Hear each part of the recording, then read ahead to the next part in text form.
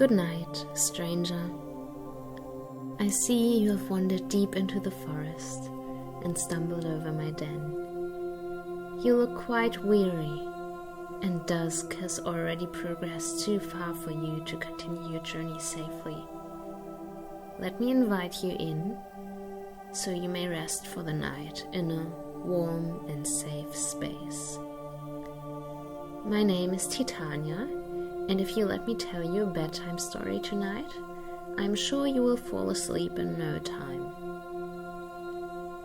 You may have heard of the legend of Atlantis that was first told by Plato in the 4th century before Christ. So it's a very old story about how the fictional kingdom of Atlantis that belonged to the god Poseidon is lost in the Atlantic Ocean forever.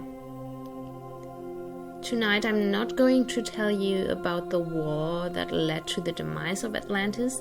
Instead, I'm taking you on a dive to the bottom of the ocean, where we are going to visit the ruins of Atlantis. And you will have nice white noise in the background to help you fall asleep. I actually started this podcast, and I don't know if I've said this before, because so many people around me have started telling me that they have difficulty sleeping. So if you also know someone who would like to listen to my bedtime stories, feel free to share the podcast with them. Where I am right now, it is incredibly hot. It's approaching, I think, 40 degrees Celsius. So for a lot of people, the heat is also causing problems with sleeping in the summer. And I hope you are all okay and fine where you are at the moment. So, without further ado, before we begin, if you still have the device you are listening on in your hand, make sure to prepare everything for sleep. Turn off autoplay if you are watching on YouTube, or turn on a sleep timer if you use one. You can also drop an intention in the comments. Leave me an "I will fall asleep easily" comment to claim a restful night of sleep. And now, let's start. You may find a comfortable position to lie down and close your eyes. Take a deep breath in through the nose and out through the mouth.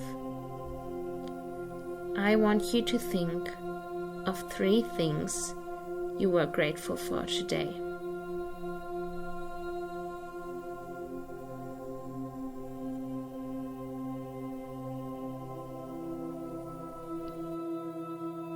Maybe the sun was shining. Maybe you had a nice conversation with a friend. Maybe you had an unexpected lucky moment.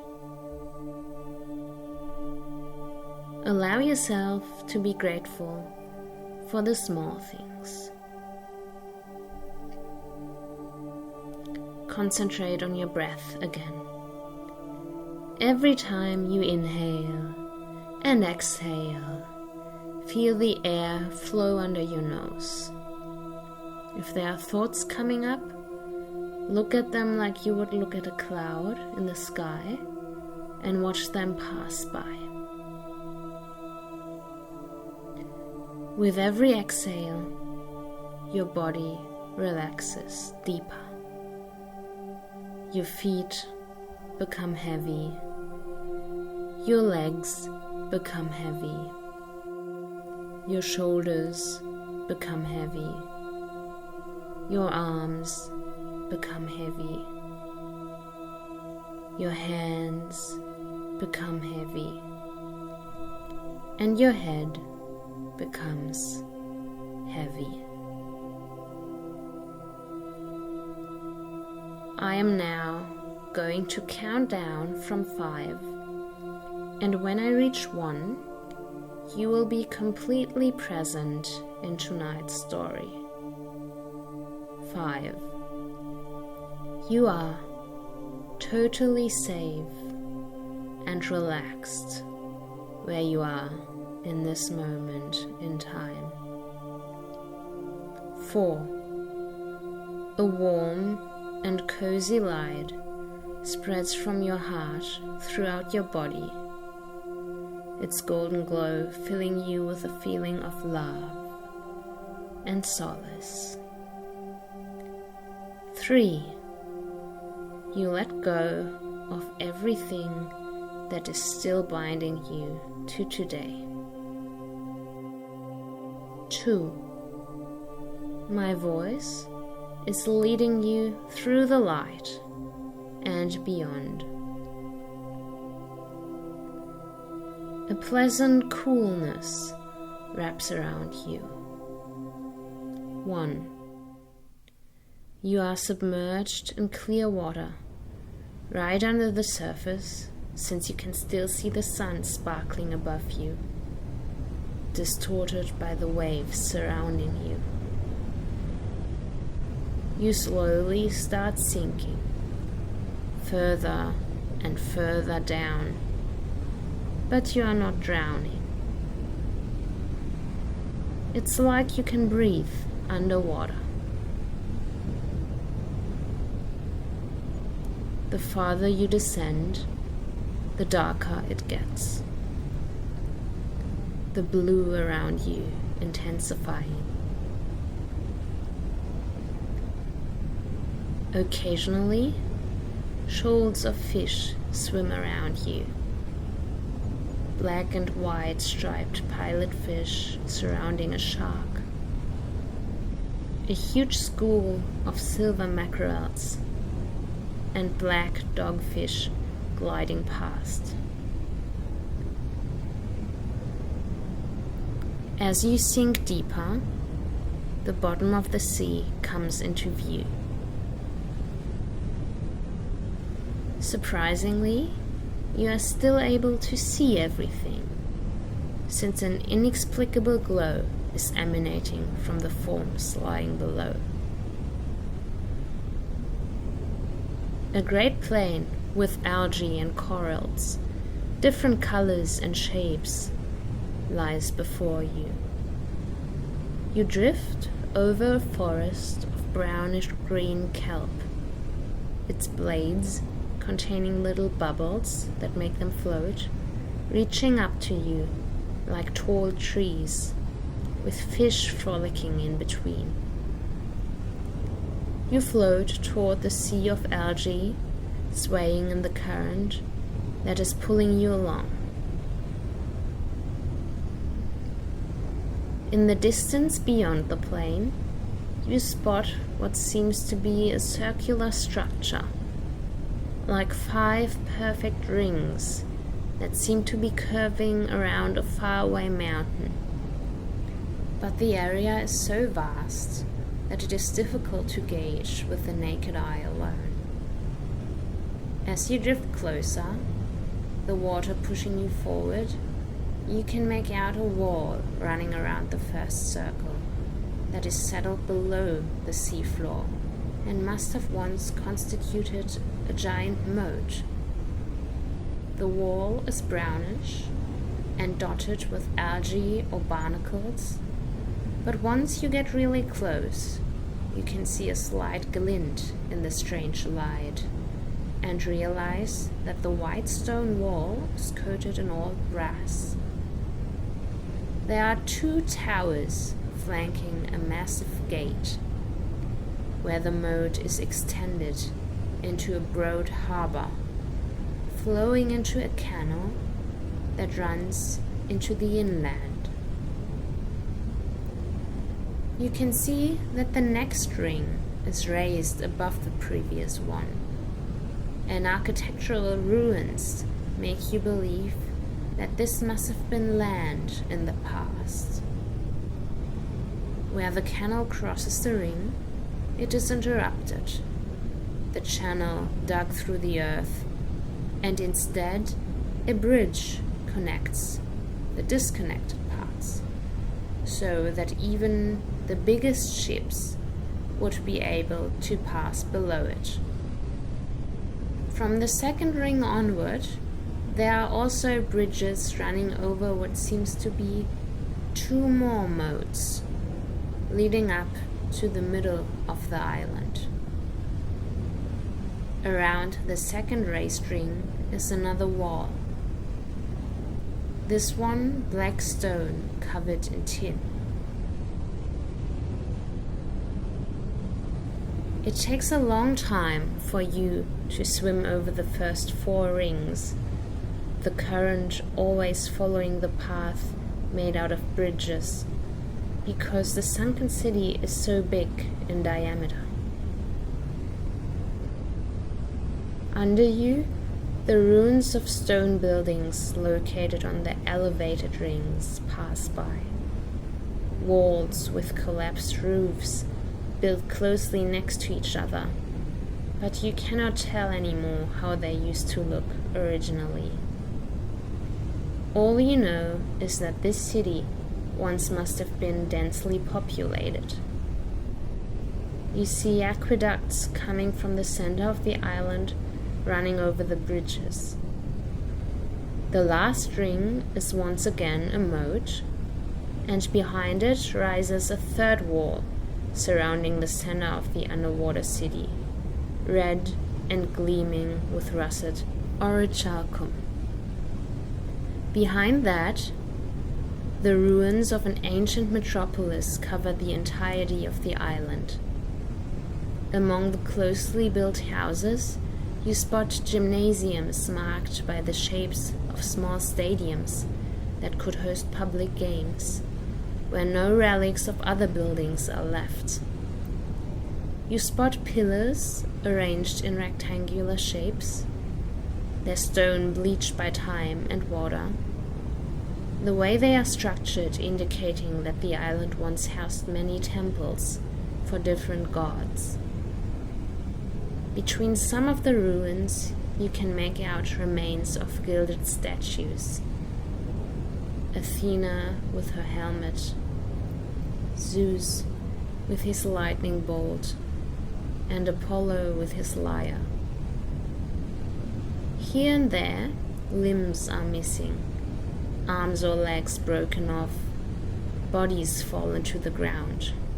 Rectangular pits between the buildings, where the floor is now muddy and unsurfaced, and shattered remains of flower pots hint at the prior existence of gardens and greenery, interrupting the all-encompassing architecture.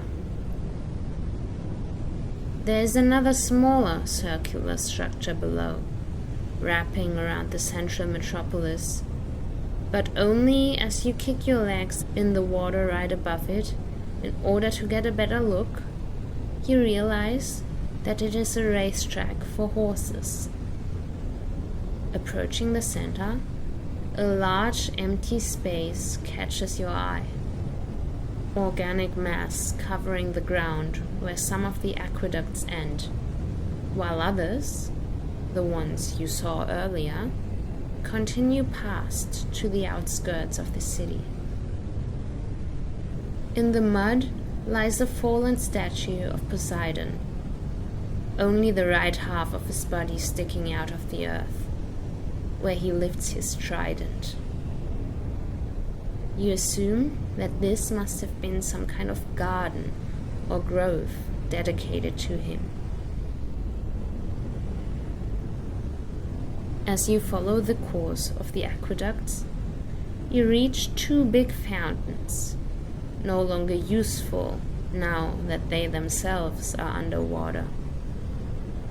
The stone buildings surrounding them seem unassuming from your point of view, but some of the collapsed roofs reveal voluminous cisterns, and while you float through what seems to be an ancient thermal spring, you can make out even more basins that have no buildings covering them and must have been used as open-air baths.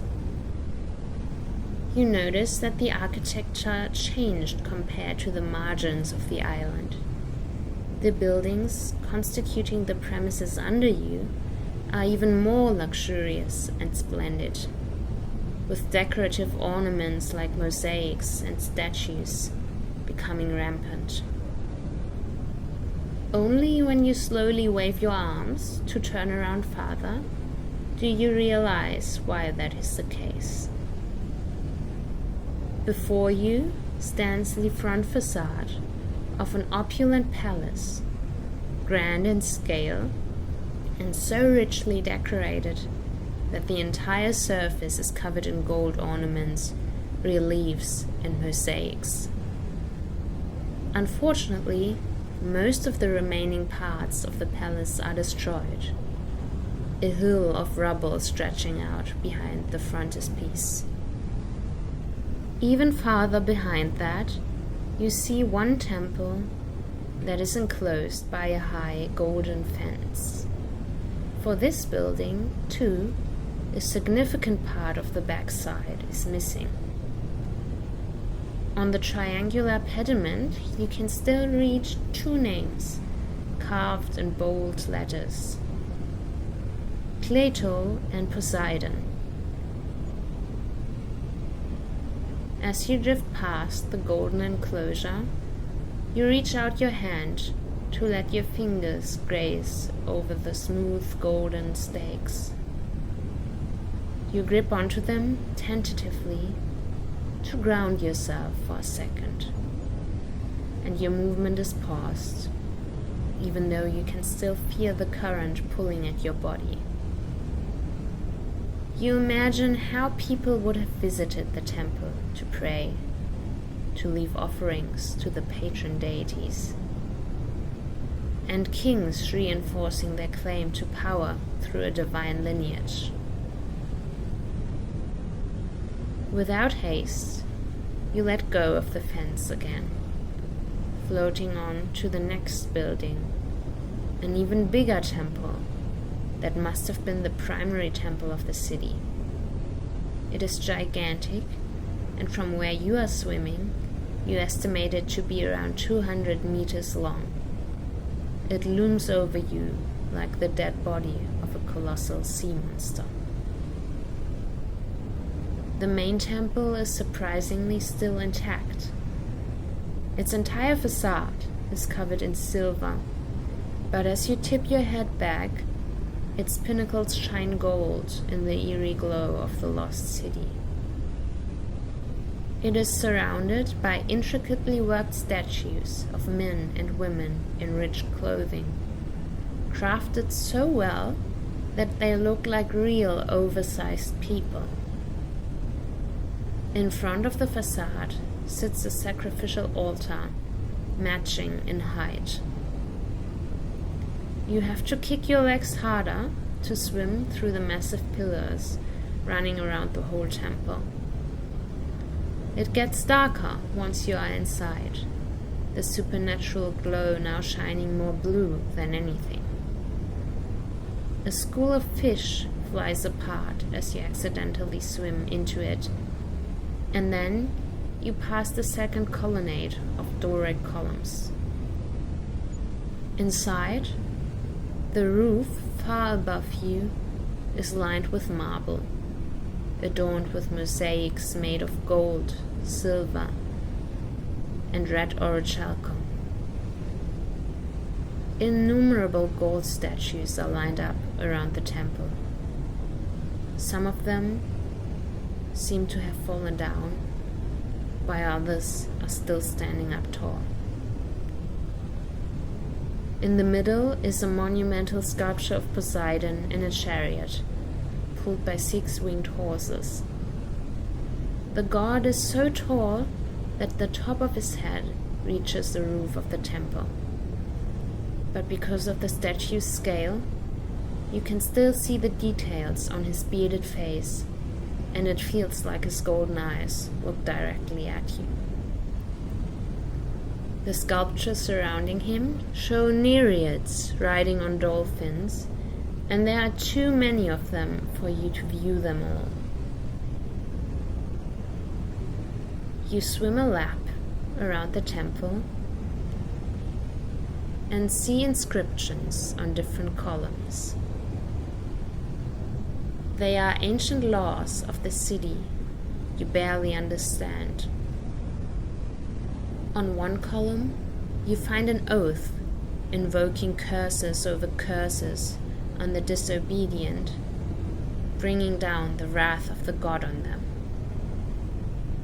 Another one reads the kings of Atlantis are not supposed to take up arms against each other, and that if someone should try to overthrow the royal house, they need to come to each other's help.